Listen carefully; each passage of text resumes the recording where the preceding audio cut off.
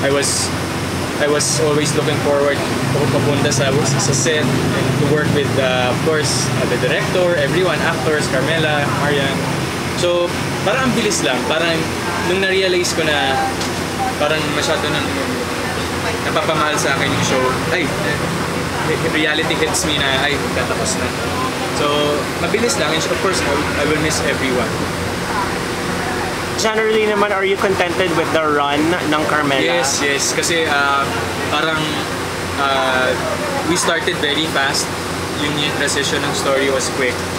And I think I don't see any way kung paano papahaba, although I know yung isip naman ng mga writers ng GMAs are very creative, that's why they can extend this in a beautiful way. Pero siguro all good things come to an end naman eh. So Carmela was a good thing, and I think it's coming to an end with something to be proud of. Sa primetime ng GMA, Carmela ang top-notch when it comes to ratings. What can you say about it? Of course, happy, and we're very much thankful sa lahat ng mga supporters ng Carmela all the way since it started. We started a bit rough, but we picked up naman along the way. So I'm very much thankful, and I'm very blessed na kahit paano Carmela was a success. Ito medyo na question, you can answer it or not, okay lang. Kasi diba the purpose na hiniwalay kayo ni Luis, siya sa Kamba, then ikaw sa Carmela, to test kung sino yung mas mag-rate. And then it appears now na mas malakas ka. So what can you say about that? I'm not in the position to answer that question, pero I guess the viewers and of course the management and you guys can answer that. Ayoko na lang mag-comment. Okay. Pero mas malakas ka. Talaga. Sabi mo kay Luis, mas malakas sila. Sinabi ba ako?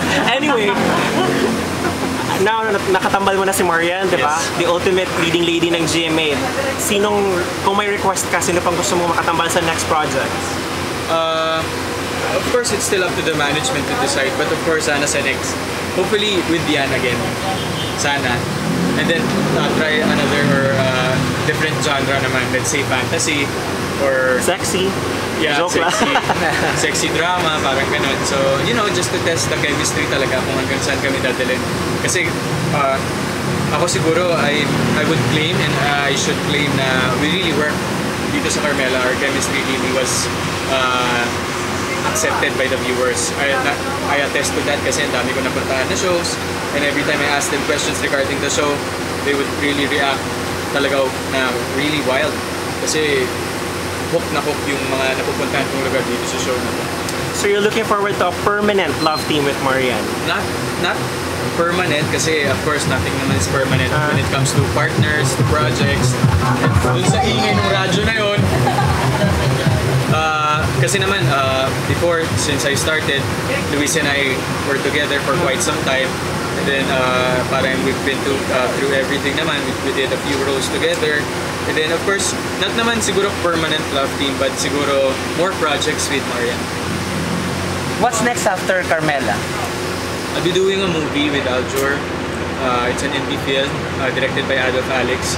Wala pang final title, but we will be working on it. Yeah, no, it's for for release. Yes, mainstream actually.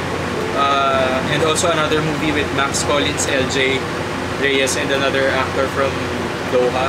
I cannot yet. Doha, Qatar? Yes, I cannot yet. Actually, hindi ko rin naman siya kilala, but I cannot. Sorry, I cannot. International. Yes, international. But si Max lang ang mag-shoot abroad. And then, we'll be doing shows.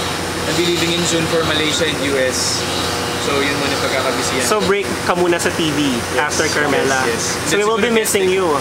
No naman, siguro I would be visible siguro sa mga one episode shows like Magpakailanman or sa Wagas on GMA News TV, or I'll be guesting din sa of course Let's Fiesta for regional. I won't be permanently out. Siguro sa prime time slot lang ako mawawala.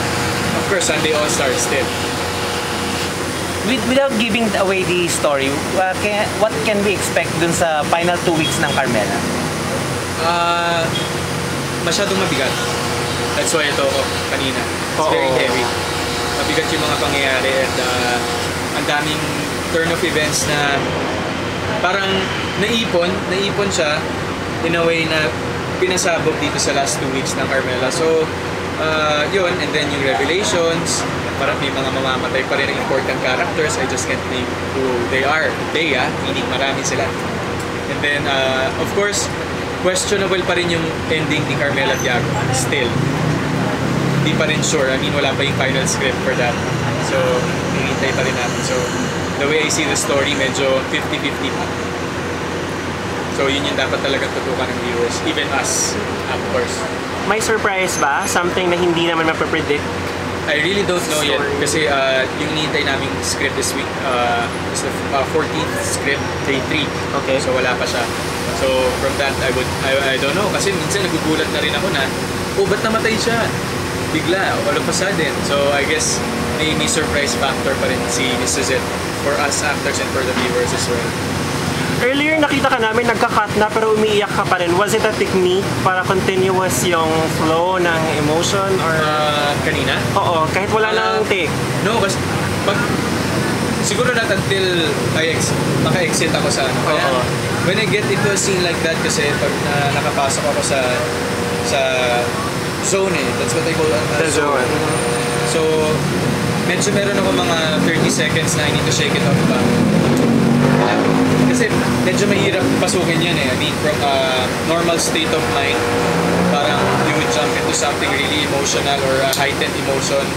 So, medyo sa sobrang dami kong preparations to get to that zone, medyo nahihirapan ako ubalit siya. Parang siyang armor May breastplate, may headgear, meron gloves. So, iniisa-isa ko pa siya after cut. So, dun ko pa lang siya totally na-shake on. Of course, in a way then, let's say when I see the breakdown, if nakita ko na masyadong maraming drama scenes, hindi ko agad sinishake off. I still feel the emotion, but parang kumbaga sa sinaing tinatakpan ko lang para ma-inhale. Then bubuksan ko ulit before a scene. Na ganun. Yes. Parang sinaing. Is this your first time working with Direk Dominic? No, this is my second time. Second time. Yes, Pero the first one was Balik ka na naman ba My yun ba Beloved. yan? So, yun yung Marian and Ding Dong and Luis and I. Parang yun yung ticket namin to One True Love. So, Direk Dong, I've known him for quite some time. Even after My Beloved, nakikita ko siya sa GMA and then I was to read him. Gawa naman tayong show. Ganito na nga nagkatotoo. Ngayon lang, mas na nakita ko on how Direk Dong works kasi, of course, I'm with Yan. Of course, so kami dalawa yung main character today. So, nakita ko on how he deals with scenes, how he deals with acting, how he deals with everything. So, ibang-iba. Makikita naman natin yan sa gawa ni Direk Dong. Of course, from lahat sa nagawa niya, including My Husband's Lover and this. So, I would attest na Direk Dong is really a fantastic director in every aspect. Sa lighting, camera positioning, shots, blocking, acting, name it. Speaking of Maria, marami kang nakuhang tips and advice. Nakuha ko sa kanya na huwag masyadong matagal mag-prepare pagkakasing. Kasi mas ma-overwork yung emotions. Don't prepare too much. So, ayun, parang sinubukan ko siya. There was this one scene nung nagpaalaman kami. I don't know if you've seen that scene. Pero yung pumunta siya sa hospital bed ko, sabi niya, pumunta ka Manila, mag-aaral ka. I was playing PlayStation or PSP during that time before that scene. I was memorizing my lines while playing. It really helps kasi for me, productive ko tinake yung paglalaro in between takes. Kasi the more na gusto ko makabalik sa laro ko, the more na kailangan ko matapos ko ano yung dapat kong trabahuin. So first things first kasi you're here for work. So tabi ko siya, kalaro ako, and then I think lines, blah blah blah blah. Okay po ako, laro ulit. Then before take, doon ako mag-ano. So hindi ko masyadong ino-overthink. Hindi ko masyadong pinag-iisipan ko anong dapat kong gawin. So technically, upon action, everything comes organically. So lahat yan parang automatic na. Impulse, nuances, kung saan na lang siya dumarating without preparing for a scene like that. Let's say a heavy scene. Yes, so sa mga co-actors ko, I don't know if it works, but sa akin nag-work yung medyo a bit distracted ka from what you're really doing so that when you do it, everything will be smooth. Parang hindi pinaghandaan, hindi scripted, hindi masyadong pilit. Hindi ka ba nahirapan sa transition ng style? Kasi parang, I've known you parang method acting Yes, eh, method diba? acting, even though hindi ako kasi parang, I don't know, kasi parang ang galing kasi, ang galing ng method na yun. Parang, si Yan kasi ganito siya sa set. Tawa siya. Yan is very bubbly kasi every taping day, hindi mo siya makikitang down. 5, 4, 3, 2, action. Marian Riveras, Ano Marian yan, Riveras. tinanong mo sa kanya kung ano yung ano niya o pusa siya nagsabi sa Tinanong ko talaga, sabi ko, yan, gagawa yan. Parang, kasi parang, pag mas relax ka nga, really, if you're relaxed, ang bilis eh, para kang, let's say, parang pag umahawa ka ng buhangin, pag ginawa kami yung buhangin na relaxed ka, hindi siya agad nalalaglag. But when you hold on to it, na matiin, you'll see grains of sand falling off your hands. So, parang siyang emotion. Relax lang. Wow! Huwag masyadong, Ellie Sand! huwag masyadong pilit. hindi mo narinig, sorry. So, huwag masyadong pilit so that buo pa rin. Hindi ka mangangapa na after at the end of that scene, wala na pala natira. So relax lang. Kasi actually even sa workshops, kapag workshops, we start everything with relaxation exercise. Every day. Every workshop. Not naman every day. Every workshop that we do. GMA, outside